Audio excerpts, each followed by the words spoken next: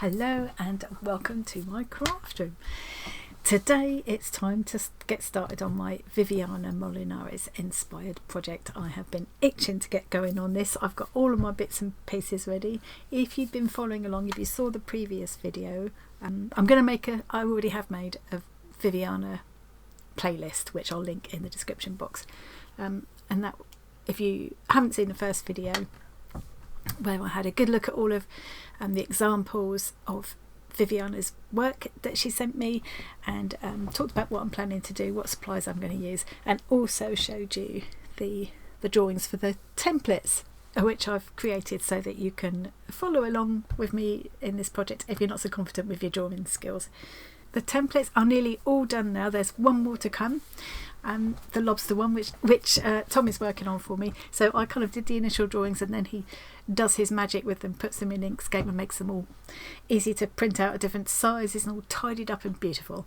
So let's go to the desk and we'll have a look at what I'm talking about. This is the Freebie Fish template, it's called. I'll put a link to my Gumroad shop in the description box as well, so you can find that. This one is free. Just make sure that you put 0 in the amount, because it might give you the option to pay. You need to make sure it's set at 0, and if there's a donation box, set that at 0 as well, and you'll get them completely free. So I've done some different ones as well. This is the Freebie Fish one. This is what I'm going to start working with today.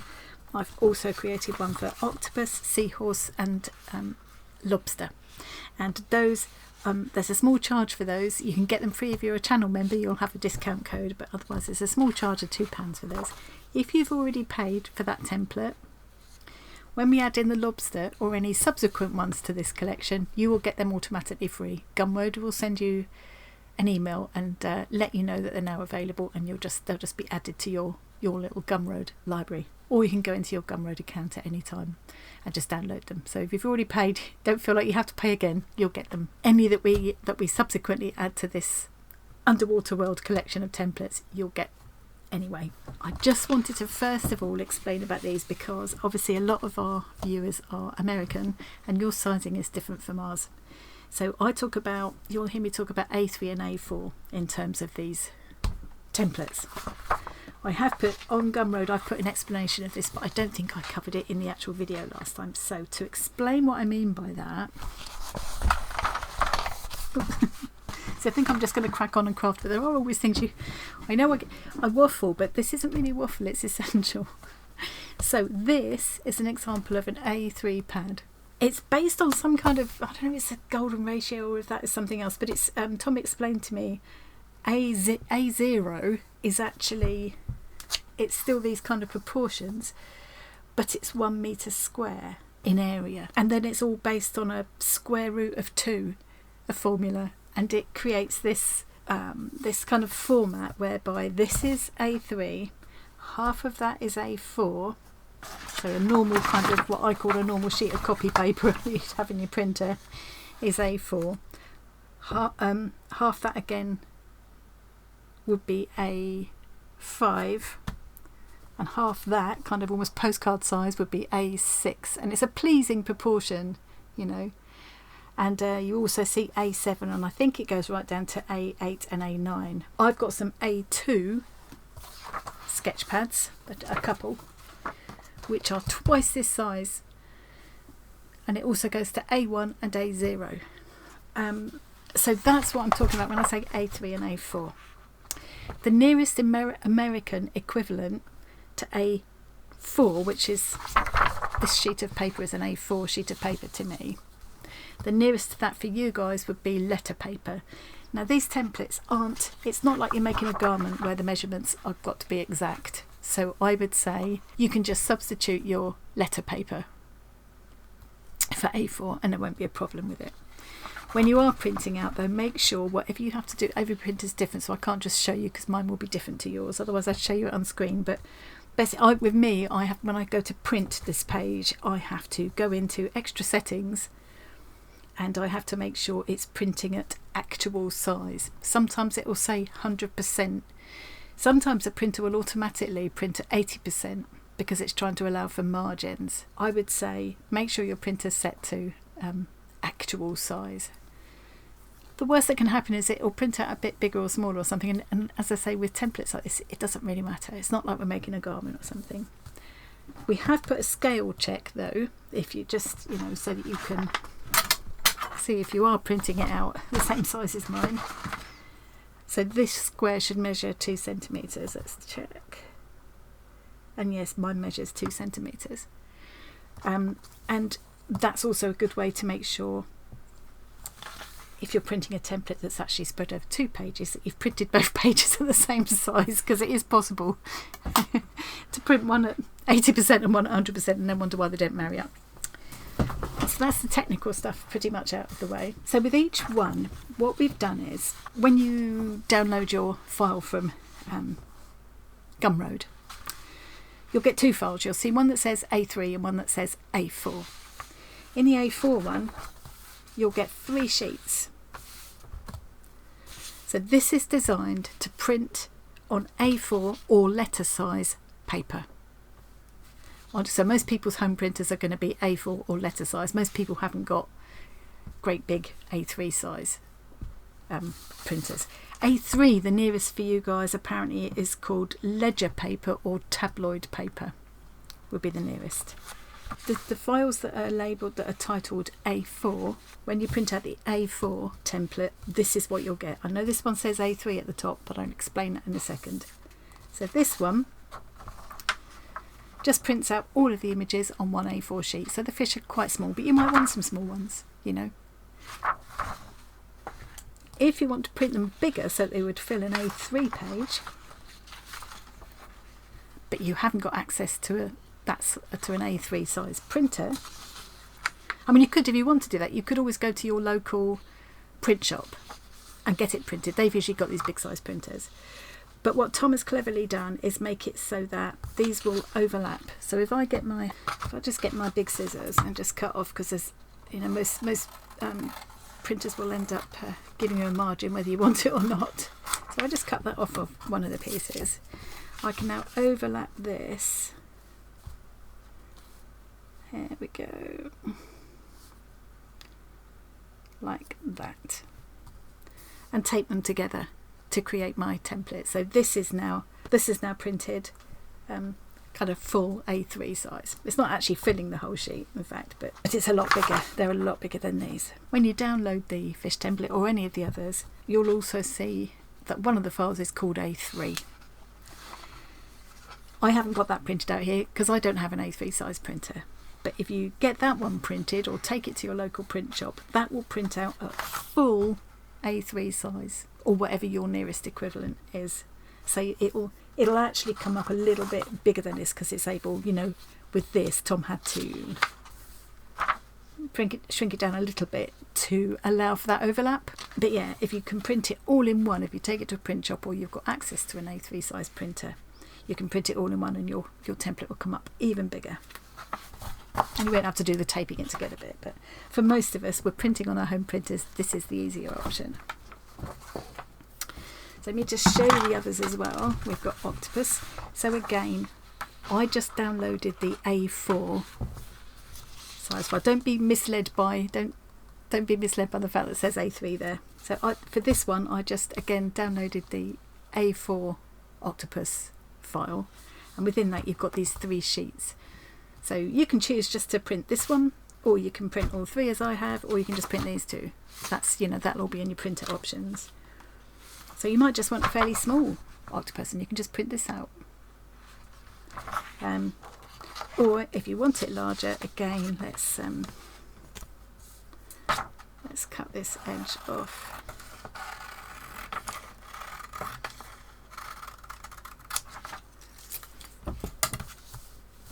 Tom has made it so that we can just overlap this till it meets up. There we go. Twiddle it until it meets up. There we go, that's it. And he hasn't done quite so much of an overlap on that one, so it pretty much fills my A3 pad. That's a nice large size image. Or you can print the other file, which is which is labelled A3, and that will print out on one A3 sheet, again, if you've got access to an A3 printer. And it will probably come up very slightly larger because, again, Tom hasn't had to allow for the overlap. But this will fill my A3 size I want to do really well. So again, A4 is equivalent to your letter size if you're in America. A3 is equivalent to your ledger paper or tabloid paper. Apparently we just googled that to find out too.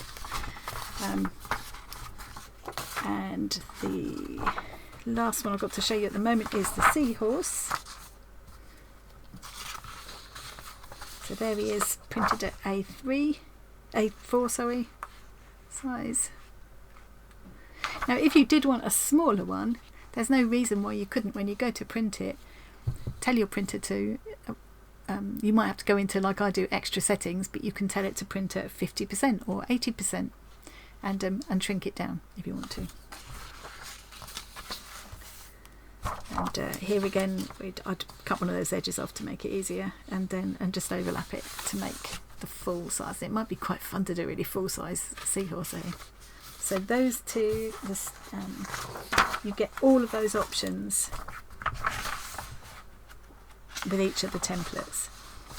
And as I say, if you've already either downloaded it free because you're a channel member, or paid £2 and bought these templates, you'll automatically get the updates when we put the Lobster in.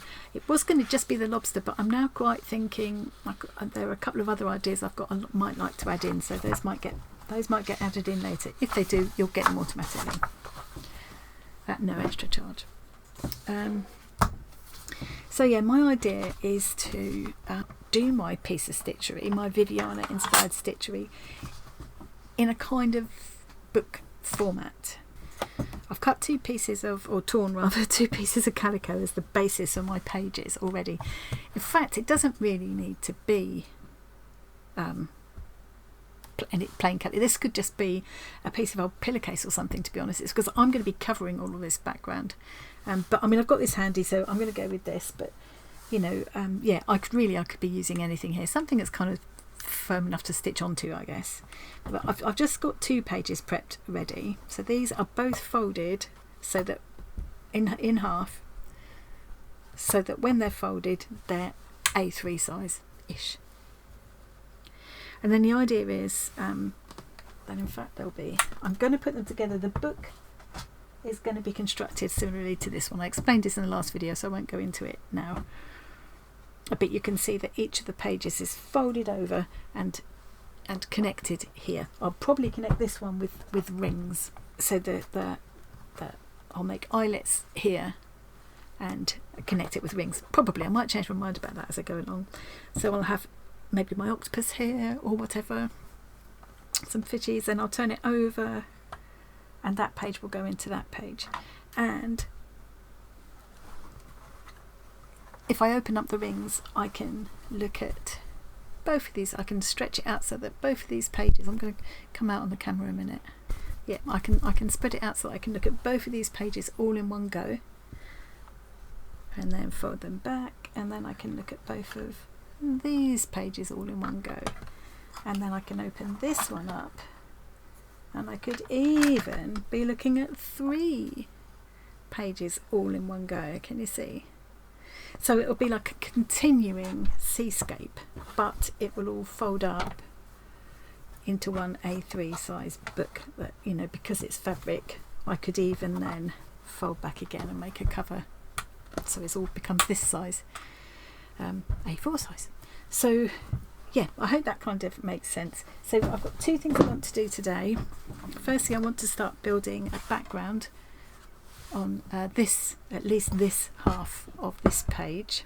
I've got a hoop here, and I've got some of the pieces that were left over from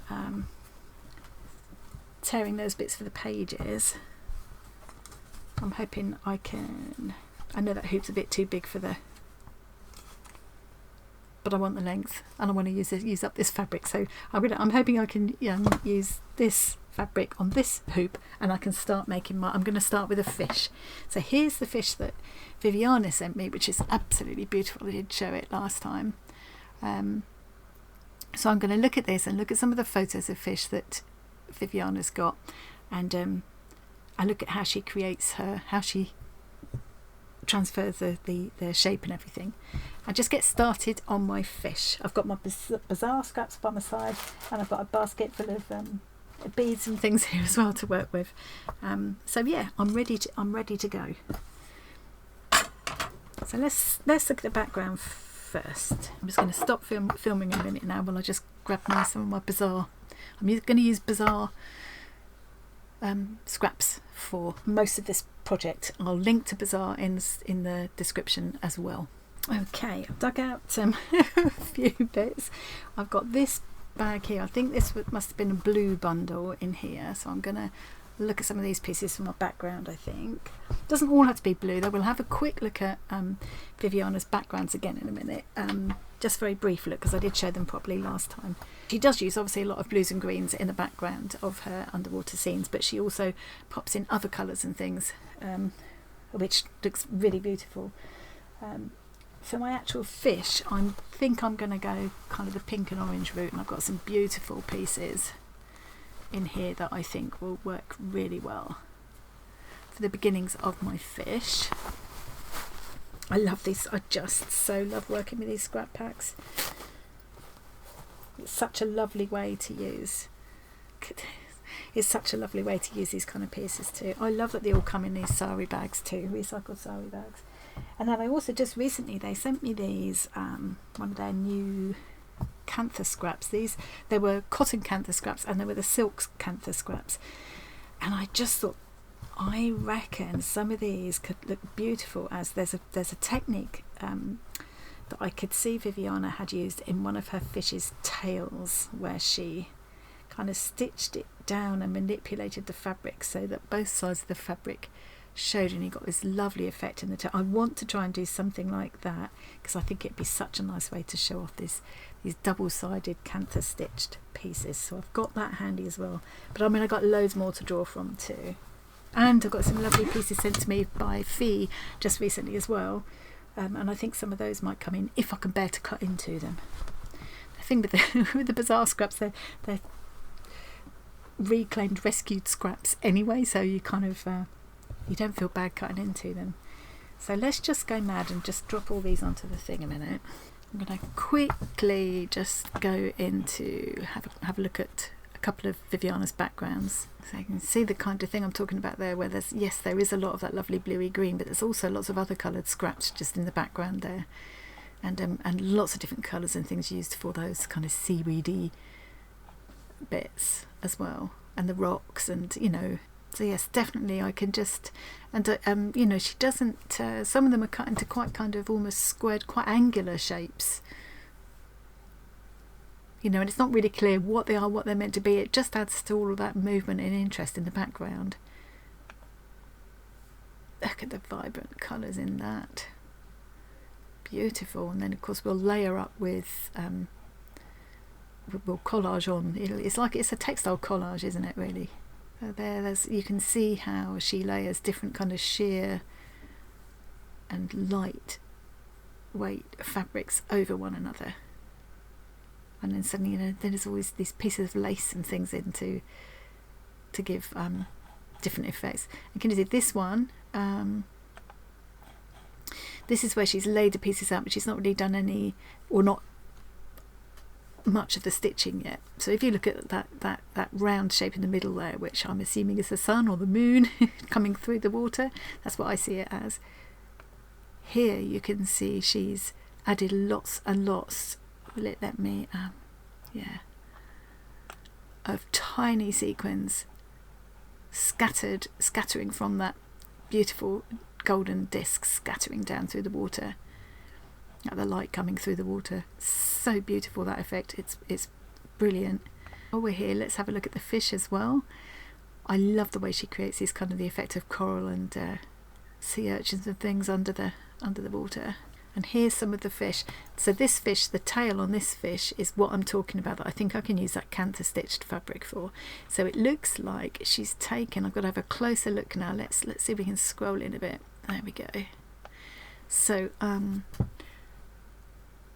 yeah, so she's cut the shape of the tail, then she's cut or torn strips into it. has she added them on?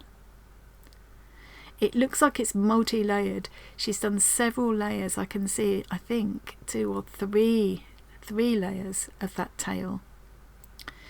And then she's torn it into strips and manipulated each of the strips in different ways so that you get that, you can see the other layers underneath and you get that sense of movement. And then she's dotted beads in as well. Isn't that fabulous? I'd love to try and do something. I might need to do a bigger fish than I'm starting today to do that effect really, but, and you can see she's used quite small scraps of fabric. And quite often on the faces she does a lot of chain stitch, which kind of gives that effect of their scales, the smaller scales on the face. She shows the scales in lots of different ways. I love the way she clusters beads and sequins to highlight different areas. It's just fabulous. Here's another fish.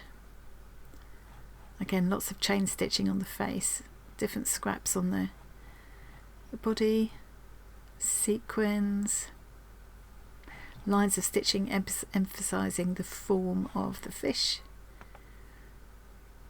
Again, same again. I love the all different ways she does the eyes as well. The expression she gets in them. Little glints of metallic there.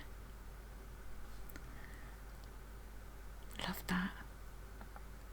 And here are those fish against the background. It looks like, I think she's probably still got work to do. I think she's just placed the fish here, and she's still got work to do at this stage. But yeah, so she makes her fish and other creatures separately on a hoop, then cuts around them, then adds them to the background, then adds more stitching and beading and things. So I'm going to try and follow that process. And here it is where she's laid them out, those fish, onto the background. So this is kind of giving an idea of what I'm aiming at today. Right, let's stop looking at that and crack on and do something. So I've got in this is from a Bazaar scrap bundle. Obviously it must have been a blues one. I'm thinking that could be an interesting little effect for part of a fish, couldn't it? There's no reason why I can't add colour to my pieces or my background. I mean, that might be a bit of a dull blue for what I want, but I could add Inktense. I could use my Inktense blocks to add some more vibrant colour into that, so that's something that might happen for sure. Lots of cottons and silks. I'm wondering if I could get away with some smallish pieces of that, either in the fish or the background. I quite like that. I think this would be lovely. This. Beautiful pieces. Definitely some of this can work for a bit of, I think maybe for some frondage. For sure, you get such lovely different textures in these bundles. Loving that. I think that could look good for frondage. Oh, look at this. That'd be nice actually for a fish, wouldn't it? Because it's got that glint of metallic, which I love. May as well use up these smallish pieces for foliage. And some of these sort of thinner pieces. Oh, look at this. Wondering, I think that could look lovely on as part of a fish. Seeing that reminds me, it'd be nice to do some little different sizes of Suffolk puffs. I think they could look like barnacles and sea urchins and things. Love this stuff. I've got some an orange version of that as well. Love this. It's the same on both sides as well, look. Don't understand how it works. So this is part of a beautiful collar piece, which, you know, I'm reluctant to cut into, but I'm never going to make a garment that uses that as a collar. Like, I wouldn't wear that as such, but how fabulous that would be incorporated into this project, you know, as being part of a fish or an octopus or whatever. Then I've seen some beautiful, brilliant colours. It surprised me, really surprised me, in the lobsters, when I was looking up reference photos of lobsters. Yeah, so I think maybe a bit of this would be good. I'm kind of erring more towards the warm turquoisey blues than the more sort of indigo blues, but I can, you know, I can change that up as well as I go along. Saving the bigger pieces, I may as well use up small scraps where I can, and even like little bits like this, which is the edging of. I've obviously cut into it to use it and saved it because I love that green zigzagging along there, and I think that would be lovely as part of the sort of underwater foliage, you know. These little tiddly scraps like this. Oh look, see, that's already a fish. Okay, just kind of feel like that just looks a bit flat next to that. I'm not sure. Kept tiny pieces, and this is the kind of project you can use them on. I'm just trying to narrow myself down a little bit, just so that I'm not overwhelmed with choice here. And now I'm going to start cutting and tearing pieces to cover my background. For now, I'll just place them. Another thing I'm thinking I will have a go with, I think when I'm just putting pieces on the background here, that's easy enough. But when you're using things like these silks, they're quite fragile and move around very easily. They're quite slippery. And Viviana did say to me at one point, she does find it difficult sometimes cutting out the small pieces, the small shapes and things that she uses in some of her creatures out of the silk, because it moves as you're trying to cut it, you know. You can't pin a paper pattern piece on it and cut around it accurately. So what I'm going to experiment with is, what have I done with it? I've got some of this. It's a lightweight, the lightest weight I could get. Try to find a corner of iron-on interfacing, and I've used this before when I did that Celebrating 61 quilt, and I was doing it all in silks. I ironed this onto the silk. It was fine, didn't damage the silk at all, and didn't it made the silk more manageable, and obviously it didn't drape in the same way anymore, but it didn't make it over stiff either. It was still quite almost sheer and soft, and it didn't take away any of its kind of luster and kind of vibrancy. So I really enjoyed using that with the silk. So I'm going to experiment with it when I come to cutting the fish pieces, or pieces where I need to be sort of accurate. I shall experiment with that. Okay, I'm going to cut this bit up here. I'll tear it if it will let me. Yep. Well, it's going all the way up there as well. Marvellous. Because I can use those little pieces, even pieces like this, I will keep, because I think that could be lovely for a little bit of foliage.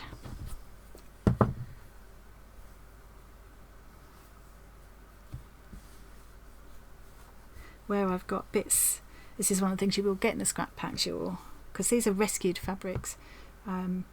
They may have been damaged, they may have been offcuts, they may have been miscut garments, and sometimes you'll get this one. It looks like it's been sun damaged to me,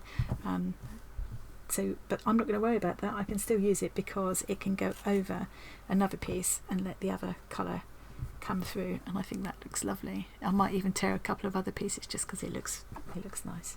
I'm putting to one side the pieces that I think would make good foliage, and I'll put in another little pile of pieces that I think would be better for fish. Do you know, I am actually going to see if I can tear another hole, because I just love the look of that. Oh, there we go. That's done it. I think that will only want to tear in one direction. Let's try it, but yeah. I love the edges like this, so I don't want to lose them.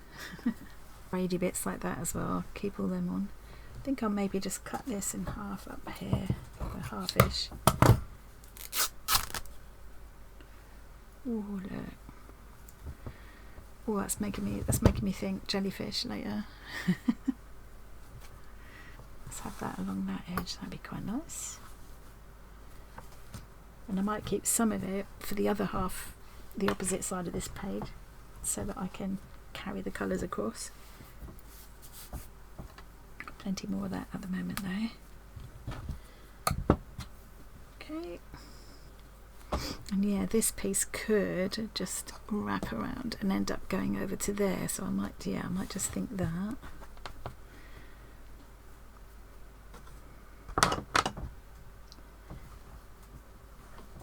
some of this. I'm just going to fill this side of my page. I don't want any dark bits under there. I'm going to fill this side of my page with a random patchwork of these pieces. For the reason I can use some quite small pieces like this. Now, do I bring in some of this indigo as well, or is that going to be? I just feel like that's no. I think I'm going to stick with the more aqua kind of blues for this piece, and I will perhaps merge into going more towards a blue and indigo into the next page. That could be quite fun. I can see that when I'm at Bazaar, I'm going to end up wanting to buy, if I see any packs that have got the blues, a lot of the blues in, I'm going to end up wanting to buy more. Okay, I'm going to keep on patching this together and I'll be back when I've sort of filled my page. Here we go, I've pretty much covered the area with pieces now. I kind of feel like maybe it's a little bit too patchy, maybe I put too many different pieces, but I don't have any kind of large pieces of one colour, and I want to have enough to merge into the next page as well, so I'm going to go with that. I thought I would just take a bit of this kind of elasticated smocked piece, and I thought if I cut that along there,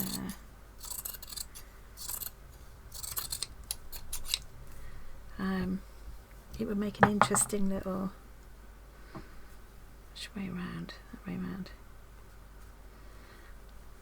Yeah, I quite like the idea of that. I just think it's a nice little different bit of texture. By the time I've got it, it will all come together more as well at the time you add stitching and things in too, of course.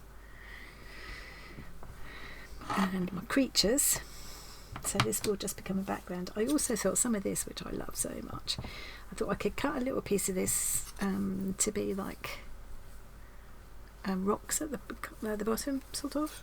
So I'm just going to hack into it now. I have to tell myself sternly sometimes, you know, it's not when you're doing that thing where you hoard things away because you're saving them for special. It's like the only way you're going to waste it is if you never use it. Yeah, I thought a few different pieces that kind of look like rocks over there would be good. So I could get some more of the kind of terracotta colour pieces out, maybe. Just bring in some of these other colours, yeah. And then I will add in some of these bits to be the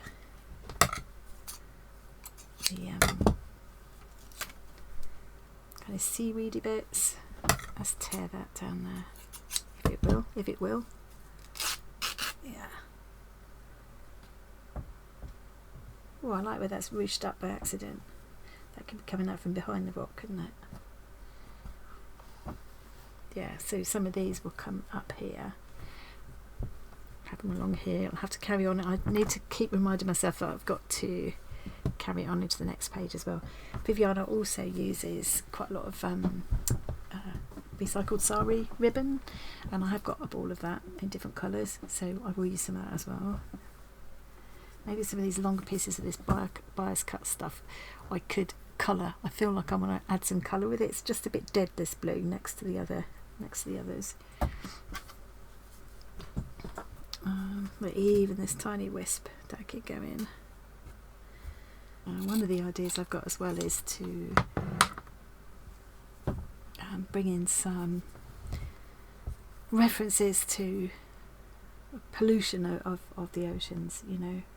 Maybe drop in some bits of plastic and stuff in amongst all the prettiness, you know, just to make the point that we need to be looking after our oceans better. And I've got all the beads and all of that kind of thing to add as well. So I think my next step here is just going to be to take a glue stick. I need to take my fronds and things off for now, and the rocks, and just do some dots, just a few dots of this glue stick, just to tack these pieces down to hold them in place enough so that I can then go through and just do a whole lot of straight stitching across the background. I will probably do that in reasonably coordinating colours. Stranded cotton, perlé cotton, perlé threads.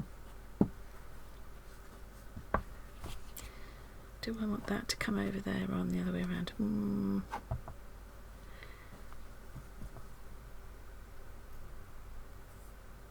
No, I think that's right in the first place.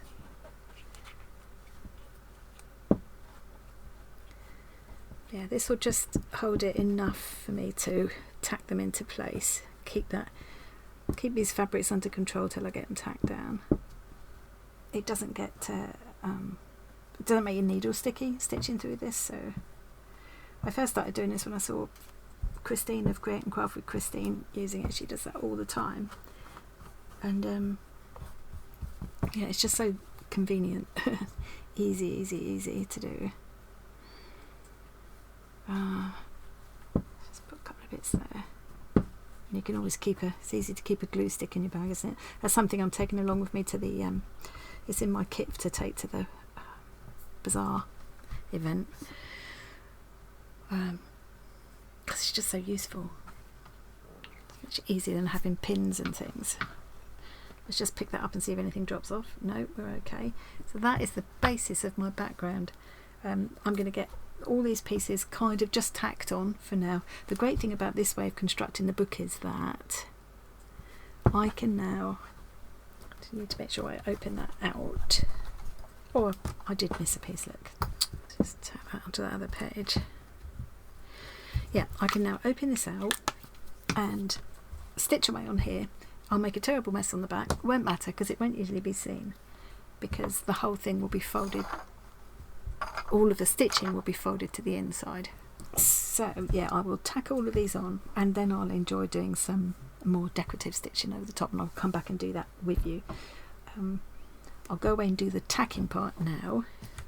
So if you're following along with me, just put random blues and greens if you want, about whatever you want in the background. You can make a pink ocean if you like. Whatever you want to do. If you want to actually kind of follow along, that's what by next time I'll have all these pieces tacked on, and I'll be ready to start doing some more decorative stitching. I think mostly in the background I'll do a lot of just canter stitching, but in prettier threads, you know, and then I will also add the fronds and rocks and things in. But that's enough to keep us busy for a minute with the background, because we've also got to get started on the fish. So let me fold that up for a minute. I think I'm just going to get myself ready now to transfer my fish image onto here. So I'll be back.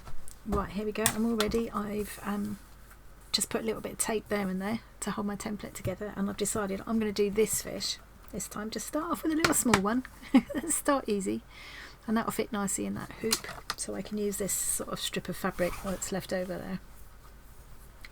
So first thing I'm going to do is just trace the design onto the fabric. I think I'm following, more or less following Viviana's process here. And I'm just going to trace this shape. I could take the fabric down if I wanted to keep it still, I guess.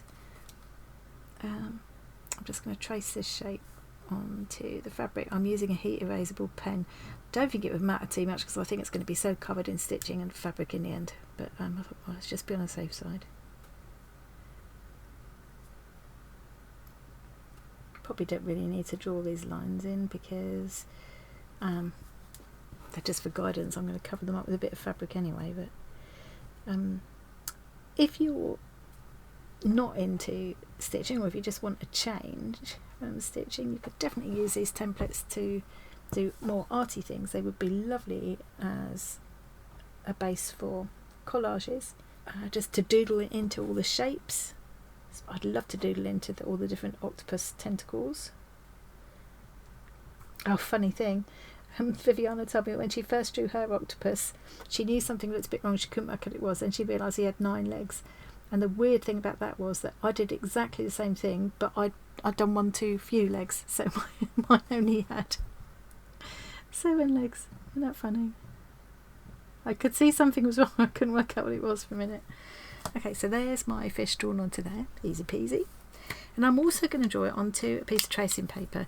And I think maybe for this piece it would have been possible not to do this stage, but I'm just getting into the way of how Viviana works. So I've got this piece of tracing paper. If you haven't got tracing paper, you could use baking parchment or something, just something you can see through. I'm just tracing it again now. And you might even end up wanting to, it might be easier to even trace this a couple of times so you can cut out different sections. Okay, that's all I need for that. Put my template to one side now.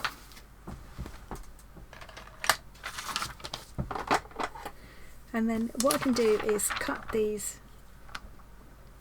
shapes out so that I can use them as a guide to cut my pieces of fabric. And this is where I might, if I'm using silks, when I want to cut such tiny pieces, I'm going to try using that iron-on lightweight interfacing to stabilise the silk a bit before I cut it. There's probably other kinds of stabilisers you could use as well.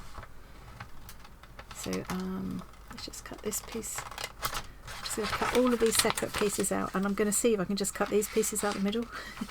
Could just trace around them again, actually. That's what I'll do. Yeah, there we go.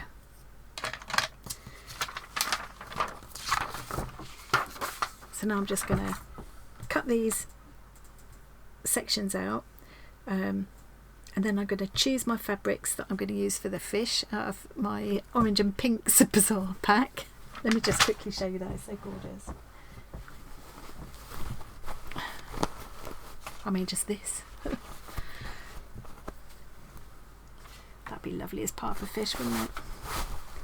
So, yeah, I've got all these different. Oh, you recognise that from one of Viviana's fish earlier on. Yeah, I've got all of these beautiful pieces of pinks and oranges to draw from. So many going into purple there. So yeah, I'm gonna cut out those pieces of tracing paper, choose which pieces I want to use. Oh, that's going to be Octopus. Choose which pieces I want to use for my little fish, and just iron a bit of that stabiliser on the back of them, and then I'll be back to show you what I'm doing next. I've picked out the pieces I want to use. there's a piece here that I actually did. This is when I was working on my Celebrating 61 quilt, and it's been sat there ever since. I was experimenting with burning holes in the silk as well. That's what that is. Yeah, so I'm doing the same thing with this, and you'd be surprised. You'd think that this wouldn't want to take a hot iron, but it does. I think maybe with the metallic it might be a little bit more risky, but it seems to be alright. So I'm just taking little pieces of it, and I find the easiest way is just to cut them smaller than the piece, because what you don't want to do is end up fusing this to the bottom of your iron and ruining your iron. I'll just trim that down to be slightly smaller than the fabric. Now I think this is meant to be the right side, but I'm torn because I rather like that as well. Let's let's make a decision. Okay. Now, this isn't silk, this is something else, so I'm not sure how well it's going to take to that hot iron. It needs to be hot enough to fuse the stuff to it, but yeah, I'm just being a little bit tentative. But yeah, that's certainly enough to fuse it to the fabric, make it a bit more manageable, but it's not done the fabric any harm, has it? So, and it's not ruined my iron. A tiny piece here. You've got to make sure with this stuff you'll feel like a rough side and a smooth side. The rough side is where the glue is, so make sure you put that side down, or again you will ruin your iron. Voice of experience there. So this is actually silk now. Yeah, that seems to have been enough to fuse it.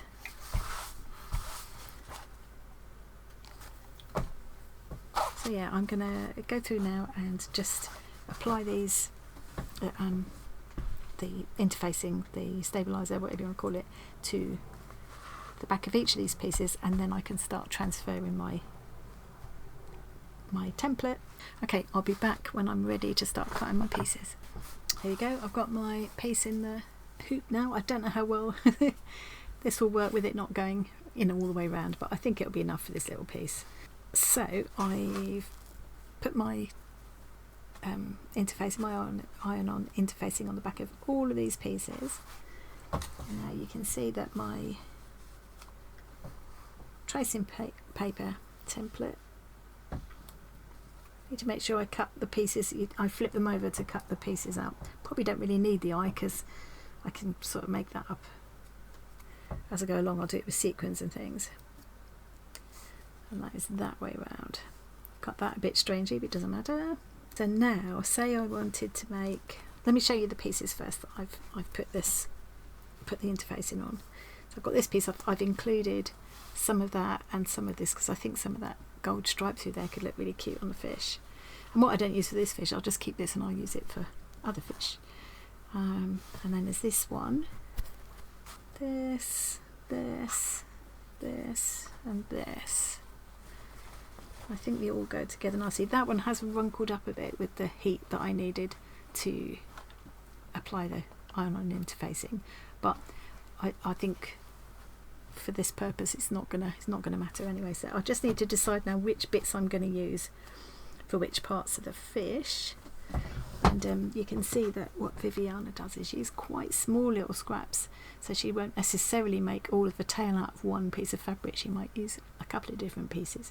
Here she's actually used one piece in that fin, a different fabric in that fin, different fabric again in the tail, and then she's used 1, 2, 3, 4, 5, I think. Actually, I think that's just the bare calico showing through underneath. She's used 4 or 5 different small scraps of fabric within this body, and you can, by choosing a slightly darker tonal value of a fabric on the bottom, you can give it more form, which is nice. And then she fills in any gaps she fills in with stitching, you can see here. And then she embellishes with beads and things as well, and more fancy stitching like this decorative kind of net shape, net kind of filigree stitching over the top. So the very first thing she does is to actually stitch around the outline of her fish, and she's used I would say a couple of strands of stranded cotton around her outline. I'm actually, just for this first bit of outline, I'm going to just use this 12 weight sewing thread, but I might add more afterwards. So let's decide about my pieces. I think that's actually one of the darker pieces. I'm wondering about, this is really light. I'm thinking about having the body in kind of 3 pieces, this on the bottom, and then some of this, maybe just going into that area a bit. And I think I'm just going to randomly cut this body in half so I can cut my pieces of silk roughly the right shape. I'm going to be flipping this over and drawing onto there, so I haven't made that big enough. Okay, I'm going to leave part of the face bare because I can cover that in with stitching if I want to. So I need to make sure I cut this the right way up. It needs to be like that. It needs to go face down on here. So that's the right way up. I'm going to turn it face over on here and cut. I'm going to cut across there. Okay. So I'm using a heat erasable pen here, but again, I don't think it's really going to matter because I think by the time I finished adding all layers of fabric and stitching and things, you're not even going to see it. And now I'm just going to cut this piece.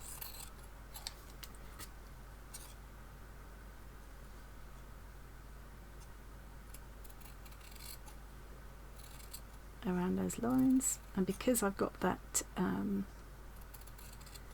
iron-on interfacing on there, it's not fraying away at the edges either, because that could be a bit of an issue.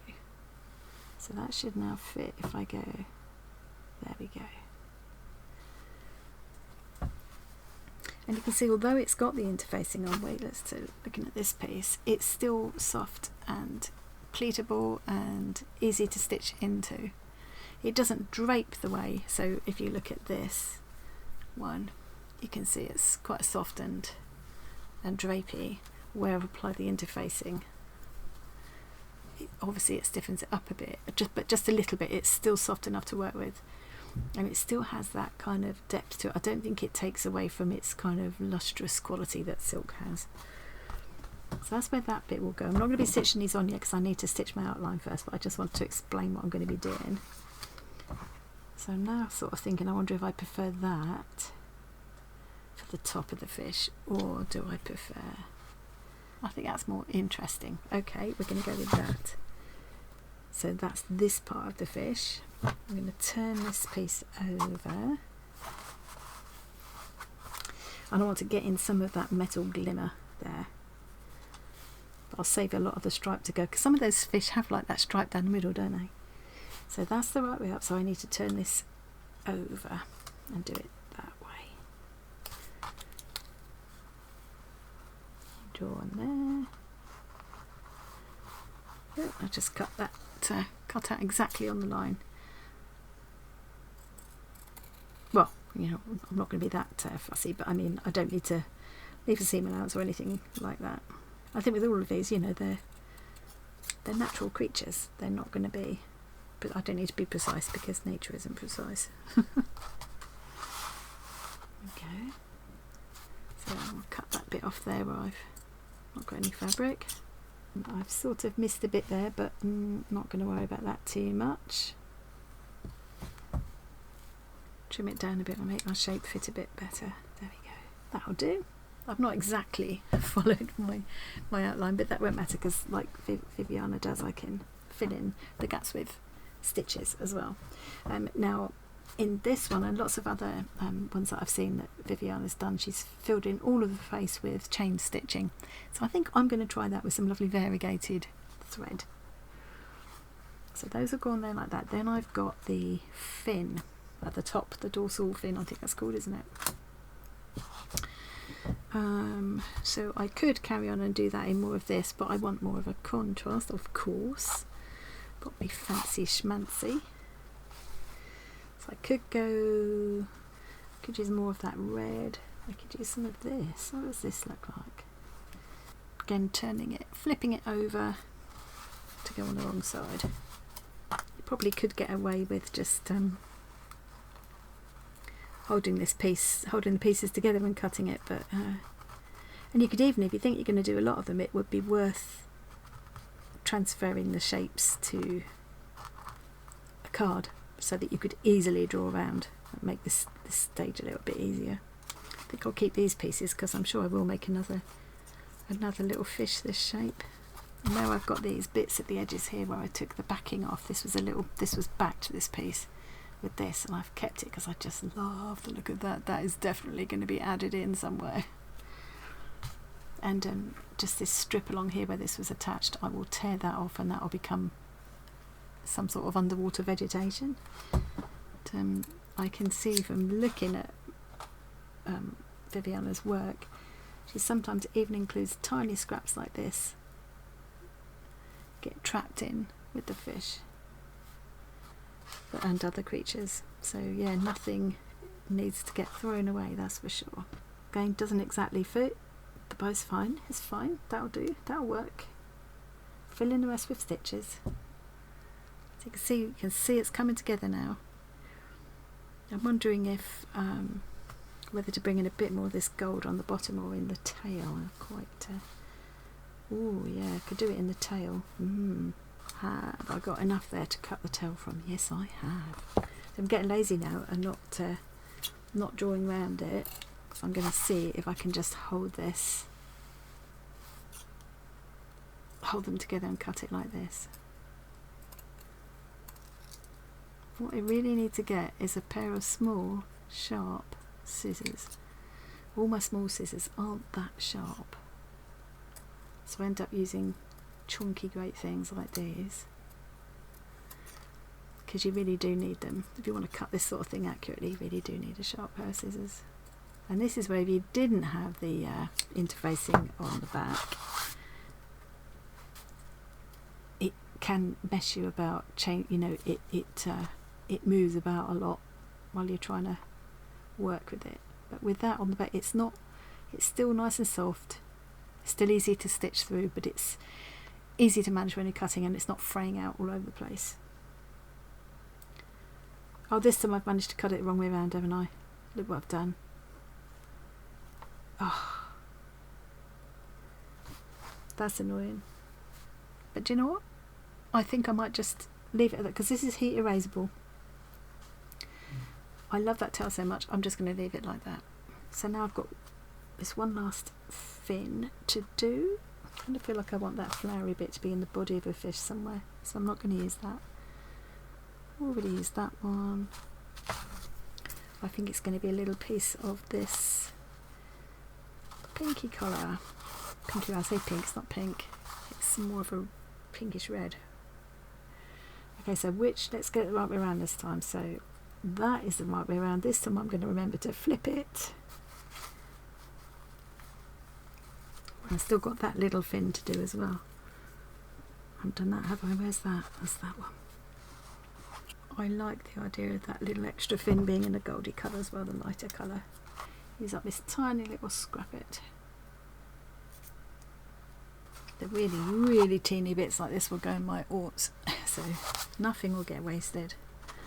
I always think with the Bazaar scraps, especially because they've been rescued, and the whole point is to avoid waste. I make it a principle not to waste a scrap of them. So that's kind of the rough layout of my fish, but it's going to look very different once it's stitched on, stitching added, beading added, and all of that. What I'll do is start on the outline stitching now, then I'll get these pieces just rough tacked into place, and then I'll come back and do some decorative stitching with you and some beading in the next video, and we can cut it out and see what it looks like against our background. Really happy with that as a starting point. I think I'll just do a really simple back stitch for this outline, or I might make it a whipped back stitch. I could do a chain stitch if I wanted. I just want a really fairly simple outline at the moment, and then I'm going to heat erase the markings off of there, I think. Maybe, yeah, because I can still, for like placement of the eye and such, like I can still refer back to my original template as well.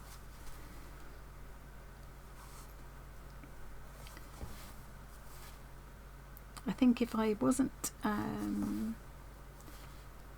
studying Viviana's work, and we come in, close in a bit here.